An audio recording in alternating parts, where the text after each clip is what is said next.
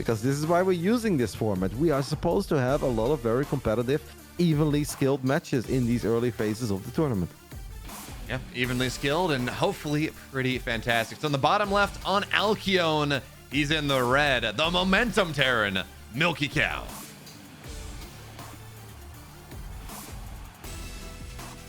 And in the top right side, we are looking at the main base of the man from Spain that is representing the Platinum Heroes. It's AqueroN.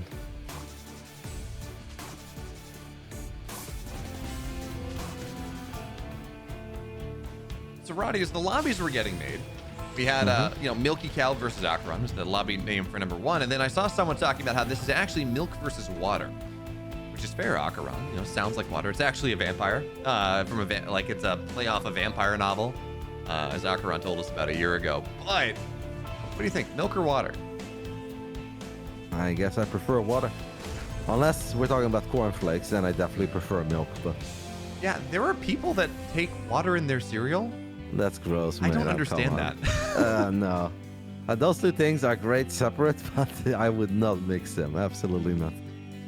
Yeah, no, it's sad. But anyway, this SCV is going to go down pretty quickly here. Milkicow, though, he does mine it out. Just wants to... I mean, that was a one-way trip, so... Is there a world where that's a proxy, do you think? I mean, you're not getting an SCV out that way. It's already mined. Not sure. Could have tried to proxy something. Could have also just tried to put a SCV on patrol somewhere to have some vision for a very long time. That part of the map. But yeah, we see some proxy starports, right, in TVT. That could absolutely be a thing. Milkicow also a fan of that kind of stuff, but I mean, it's not happening, so I guess we'll never know unless we somehow ask him. Maybe Rainer could do an interview. I don't know if Rainer is watching the TVTs, but then he could ask if Milkicow wins the series, what he was up to with that SCV. I know he's not co-streaming today because he actually had a match day against Cristiano earlier, and I'm assuming that's already done. He's beaten him, but haven't taken a look at the results yet. So unfortunately, we're not going to get that today, but that has been, you're right, Roddy, that has been an incredible source of content that I've been enjoying when I'm not actually casting it, because it's hard to watch both at the same time. But it's been pretty fun. Cyclone galore. Cyclone from a reacted factory on both sides. So this is kind of where I wonder, how many do we make? Do we just continue building them? What is the right amount of cyclones? And I already thought that cyclone fights in the past were a little bit hectic, but obviously there was some good micro, right? You could break lock-ons, you can get some real value out of a medevac, even though the medevac cannot heal up these units. Just breaking lock-ons in the past was the thing. These fights, they just snowball like no tomorrow. I've seen 4 Cyclones against 4 Cyclones. I think a Gumio against Beyond game. Beyond gets the lock-ons on a medevac. You're like, oh, that's a good start. Does not quite get it. A Cyclone gets picked up. Beyond loses 4 Cyclones, kills nothing, loses the game. These fights are bananas, BO, and I have no idea how they play out. Well, for now, actually, vision on both sides here. Reapers try to move in. Lock on positive there on the first Cyclone. And the KDA charge actually keeps it alive. This is a solid fight start out for Milkicow. He's going to get the Cyclone. And no, line of sight. Lost it. 1 for 1. Oh, never mind. I lied. I thought it was going to get out. Well, 1 remaining for 1 remaining, you know? Yeah. No, it's a 2 for 2 trade in the end. I mean, I guess that was about as even as it could have gone, since AqueroN started that fight with 1 more Cyclone. And in a weird way, I'm kind of happy to see that it's even, because it'd be really sad to see this entire game just being determined over a couple of lock-ons and a single grenade near the Zalnaga Watchtower. Now we do have a different follow-up. We've got a Banshee heading towards the bottom left side of the map. Meanwhile, Milkicow is sending his first Raven to the top right. But AqueroN is already the one researching the interference matrix. That's not going to come into play immediately. Could maybe come into play later on. And since Milky lost his Cyclones, it's going to be kind of annoying for him to deal with this Banshee, right? He does have a Raven that could maybe drop another turret. You have a couple of Marines, but Marines without Stim and Combat Shield just have such a hard time taking out a Banshee. And it's such a shame, too. He had 4 Marines there on the map ready to intercept, but he just pulled back slightly too fast. And now, well, on the turret actually gets a lot of damage on the Banshee, and there's the Cyclone, so this should be the end of that damage. So 4 workers go down, Roddy. And the Banshee on the other side, or the Raven on the other side, it took some damage, didn't get anything done. AqueroN, he's at 15 supply right now and just getting a little bit more every time. Yep, AqueroN enjoying a little worker lead this early into a TVT. Obviously does not need to move out, but still feels that it's his time to move out. He's building a third Raven. Milkicow already has 3 Ravens, is also getting interference matrix. I guess now it all comes down to who's gonna get in a better spot. Can AqueroN siege these tanks up in a position where it becomes problematic for Milkicow? Perhaps, if I was AqueroN, I think I would play this very slow and just go for the soft contain. You know, there's no need, I think, to run into the natural. Then again, with Raven fights, you never really know.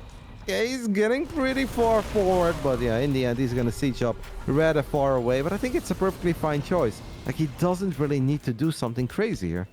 No, you're right. He's just in the lead right now. Up a couple workers, up an army supply. Getting a little damage on the Ravens, always nice. But look at this from Milkicow. Now that he knows the army is retreating home, that he's not going to commit. 3 Ravens onto the other side of the map. That's a lot of auto turrets, Roddy. How much damage is he going to get here? Well, let's see where he drops them, but definitely some potential. It's weird to see them just idle. The Cyclone gets a lock on. Will the Cyclone get a kill? Cyclone needs to run away from the other turrets as well. The answer is not a whole lot of damage, by the way, Bio. It was surprisingly underwhelming.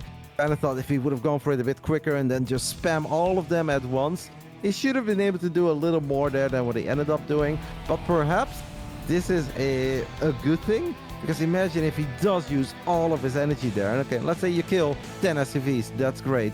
How are you going to get a good fight on your side of the map when it's Marine tank, triple Raven on the side of AqueroN, and he's got a buttload of energy on those 3 Ravens? Yeah, that's a hard thing to do. I mean, I guess that is a bit of a silver lining, but you gotta be so careful with these Ravens, Roddy. Somehow he doesn't target it, but there we go. 1 Raven falls, 2nd one dies, the low one gets home. It's a disaster for Milkicow. Apparently, water is stronger than milk. Yeah, this is definitely not the game that Milkicow was thinking of, was dreaming of before he loaded into the TVT. Very few things going his way, and now he's just in all sorts of trouble. Tanks are shelling away at the refinery. There is nothing that Milkicow can really do to save it, and there is still so much energy on the Ravens of AqueroN. Was actually pulling back temporarily, maybe just waiting for the 1-1 upgrades and Stim to finish up. But if I was AqueroN at this point, I really wouldn't go back. I would try to keep the presence that I currently have. He has control of the Zelnaga Watchtower as well, so you know if your opponent is making a crazy move out, that it is happening and you're gonna get the heads up. Maybe you want to wait for 2 medevacs, but I really don't think there is a way to let go of the gas at this point. Why not just go for it, pedal to the metal? I think even a bad fight will always be a good fight when you have this much more Raven energy. Yeah, and Roddy, you know, I love these times in the game where all the upgrades finish at the same time. AqueroN doesn't have combat shields, and stimming into 4 tanks is still very scary. But you're right, just keep putting pedal to the metal, maybe knock these rocks down, open up another attack pattern. He has to find some way into it, and Milkicow is doing a really good job of tracking this army, of making sure he's ready. Now Stim's on top. Doesn't get a tank, though. Thought he could get it, and now those were big shots. So that hurt a lot, Roddy, but maybe onto the high ground a little bit more. Disables 1 tank. It's gonna get, there we go. Disable the 2nd tank as well. And now into the high ground here, but the tanks aren't moving forward all that quickly, and with anti-armor missiles, Bio's not quite ready to fight in the way that it would like, so Milkicow's still holding on a little bit, but it's hard, Roddy. It's so hard. Yeah, those 2 tanks that Milkicow left behind were actually just shelling away at the tanks of AqueroN. So he really did a decent job there, and then almost got another one in the front, dropped his own interference matrix. It is still difficult. We're going to pull the boys. This is the moment where Milkicow needs a big victory, and he is going to clean this up. It's obviously always going to be a painful one. Loses 22 SCVs.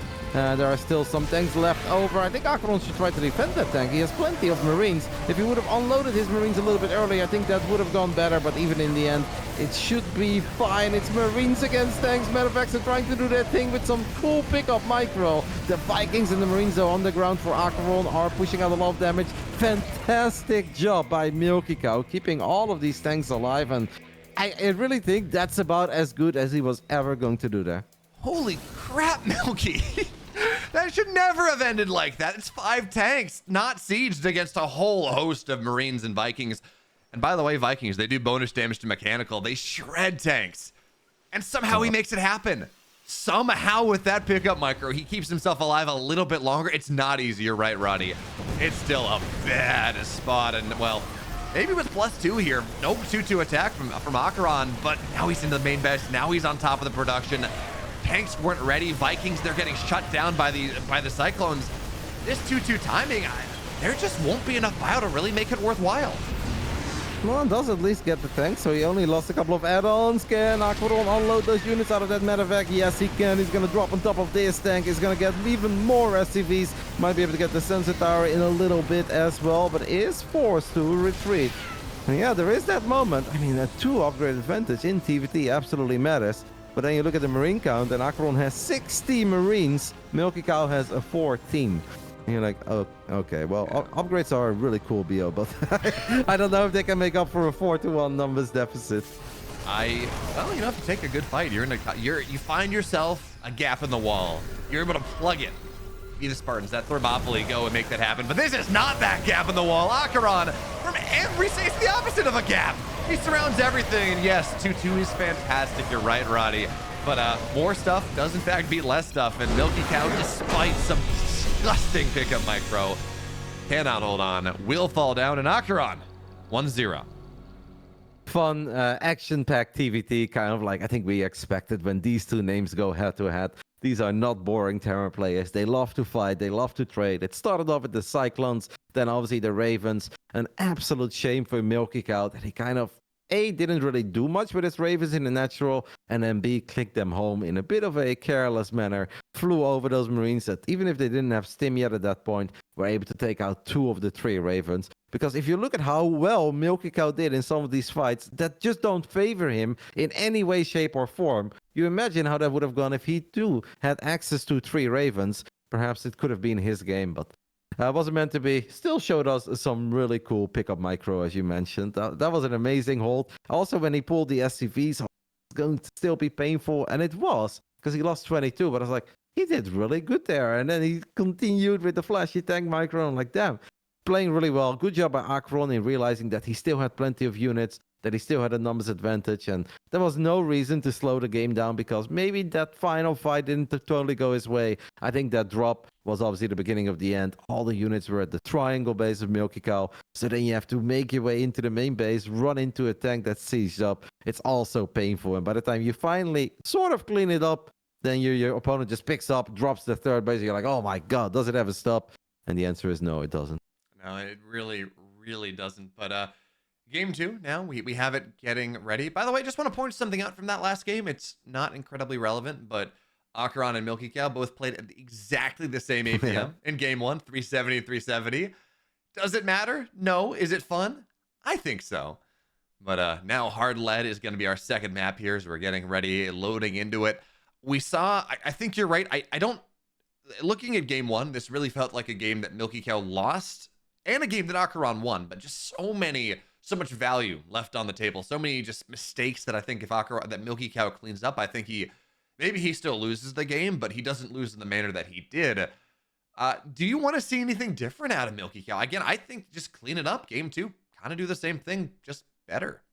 Yeah, I don't think he lost because of the strategy, right? Like sometimes you see a player truly pull off a strategy out of left field. You're like, yeah, maybe we should save that one for a rainy day and forget about that. I don't think he did anything out of the ordinary. I think all of it was fine. It's just that AqueroN executed a little bit better, and especially the Raven loss is just such a painful one. There's a reason why Terran players open up with 2, if not 3 Ravens. It's because they're incredibly freaking good. So if you then lose 2 out of 3 for basically nothing, right? It's not even that he got a trade while losing those Ravens. If he would have lost them in the main while killing 15 SCVs, we can be like, well, okay, I hope it's worth it. But he lost them in the middle of the map. I think that was honestly his biggest downfall. Besides that, I think we can see that these two are very competitive with one another, and that's what makes it a fun TVT.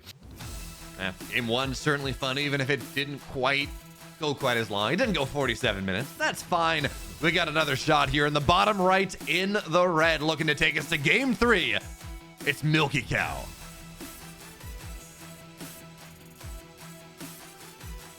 And in the top left side, we are looking at the main base of the man who I'm sure let go of a Vamos or 2 after he found those Ravens in the center of the map. Still wasn't easy, but he showed us that he can close out a game once he gets ahead. This is Platinum Heroes AqueroN.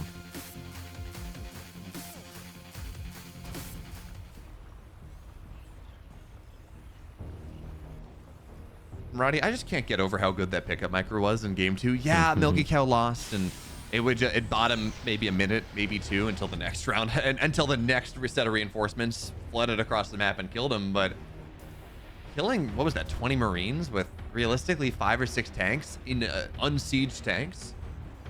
That's insanely impressive. That was some of the better micro I've seen this weekend, not gonna lie. Yeah, that was really cool. Awesome fight. Great job by Milky, because you often see these things, you're like, okay, that's cool, but then the final Marines show up, they steam forward, and they kill all 5 tanks. It's a bit of a domino effect. If one tank dies and the other one's already low on HP, all of a sudden they all start falling. But no, it just never happened. Unfortunately, he didn't have any info of that drop heading into his main base. Because if he would have weathered that storm as well, then there is a chance that he really does get some value out of the fact that he had way quicker upgrades on the bio units.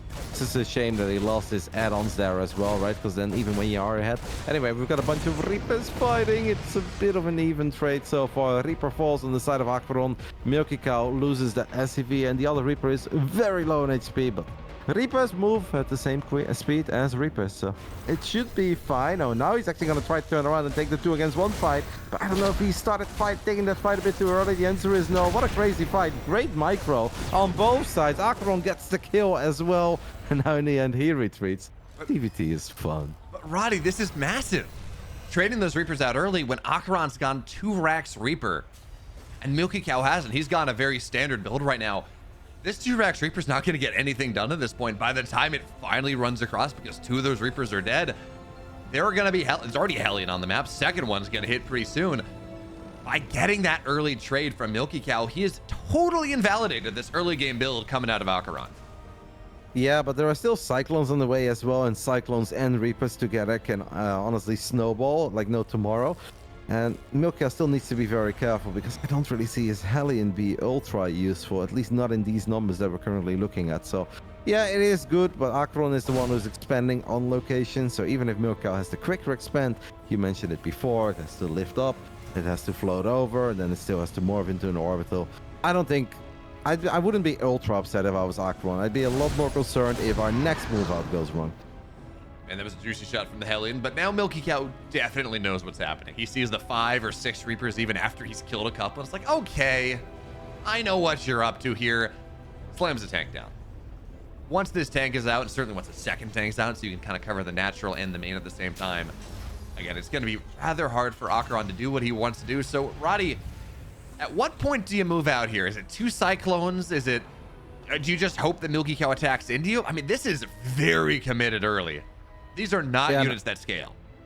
I think this is obviously where you indeed move out, and now it all comes down to, can AqueroN find an opening in the defenses of Milkicow? That tank cannot be everywhere at once, so maybe this kind of let the Cyclones support the Reapers from the low ground. Double lock-on, by the way, on the Raven. Oh, Milkicow and the Ravens is just not something that's working out so far. That is good. He's actually going to lead the charge with 1 Reaper to absorb the tank, so he's going to... I thought he was going to die for it. You know what? I wouldn't have even hated it. I actually think he would have killed that rather quickly. Yeah, I think what he was worried about was the fact that he didn't know where the rest of the army was. It was a tank by itself. He didn't want to get surrounded and die that way. But the Hellions and the Hellions and the Reapers, they're running onto the other side, trying to find more with less. So the Reapers and the Hellions, they dive on top of this tank. Repair is not going to be fast enough, but on the other side, how much damage do these Reapers and Hellions do? Do they make it worthwhile? Because right now it's 4 SCVs looking for that lineup. 5 go down, 6, 7. AqueroN, he's forced back home as well. This has not gone the way he wants. 8 dead SCVs. He gets a paltry tank for his efforts. Milkicow, so much more with so much less. Yeah, it's a brilliant call in the end by Milkicow to just send these Reapers and Hellions to the other side of the map. But AqueroN will be looking at this replay and be like, oh, come on. If I would have just gone for that tank the very first time, I would have killed that tank, then I would have been on top of the SCVs, and it would have gone so much better for me. Now, another 20 seconds or so went by, and that was enough for another tank to pop, that tank to siege up on the high ground, and maybe AqueroN could have, after killing that tank, just be on the left side of the orbital, right, of Milkicow, because that tank in the main was definitely not protecting the entire natural, but those are all things that we see and that AqueroN will see in the replay, but very difficult calls to make in the heat of the moment. So where AqueroN got ahead in game 1 after the early game skirmishes, it is definitely Milkicow who's in a better spot this time around. But we do have 2 medevacs leading to the charge to the other side of the map. Ravens are leaving town. And sure, we've got 2 tanks, but if you can just get on top of these tanks quickly, there might be some potential here for AqueroN. Yeah, it seems like AqueroN, though, wants to go for the slow siege, knocking down the supply depot. What do the tanks have range to? Just the supply depot. Maybe the orbital, but you can pick up. You're okay with that one. So this first, I guess, second, third round of aggression actually coming out of AqueroN, not going to get a lot. Fills the supply depot, denies some vision, will eventually force this orbital to lift, but that really is just going to be about it. Is the Raven? Just give some vision. That's fine. Meanwhile, Raven's on the other side here. Again, can Milkicow get more with less? He drops the Raven, auto turret, doesn't get anything. Defensive tanks are there. So this time, AqueroN's not going to be punished quite as hard for his bit of aggression as he was a bit earlier on. Inference Matrix goes down, but the tank already on siege. Man, what a moment to unsiege your tank. I'm pretty sure Milkicow thought that was going to be a guaranteed kill once he could siege his tanks up in range. One of the Ravens, I think, got picked off on the other side of the map. They haven't really done a whole lot, so pretty good defense here by AqueroN. And sure, he's still behind economically, but he is building his base on location. I'm kind of feeling the last minute of AqueroN. I think he's done a pretty decent job. And Milkicow needs to be very careful because AqueroN is still here with his army. And what Milkicow is working with here, I don't find ultra impressive. Now, Stim combat shield's done for AqueroN right now. They're just not ready for Milkicow. In fact, Stim's not even done, so combat shield's much further along. Now, this is 32 Marines and medevacs. Well, I guess actually maybe a little less than that, but close enough. Meanwhile, Raven finally gets some damage. 2 SCVs go down. But this Doom drop now, Roddy, coming out of AqueroN. 28 Marines, a tank here. We got some missile turrets, though. You got to be careful of that one. And actually, AqueroN... Oh, he should have gone. He should have gone. He didn't know, right? He didn't know where the army was. He's still going to go for it in the end. He's going to get on top of the Stim pack, but Stim will finish up. But that's a lot of dead SCVs. And it's going to be hard for Milkicow to run into this because Milky doesn't have combat shield yet. And there's a lot of medevac support for all these Marines. There's a tank in the back as well. What a drop by AqueroN. Oh, he just finds everything he could possibly want. And all the good moves that Milkicow made early, they've been utterly invalidated by these 4 medevacs. Into the main base now, knocking down the reactor on the Liberators. That's not going to help. Milkicow, eventually, he's going to have 1-1. In fact, that's done. So his Marines are going to be good. But this attack position right now with the tank it's just so hard to fight into. But actually, AqueroN gives it up. He gives the tank up, backs away, doesn't lose a medevac, barely. How much HP is that on? What is that, like 10 HP? That's like 2 Marine shots. Barely stays alive. Beautiful aggression, and obviously AqueroN wouldn't be AqueroN if he doesn't keep going. There are 3 tanks though, so you say you have to be very careful here, but the man does not seem to care. The tank shots are big. 11 SCVs have gone down.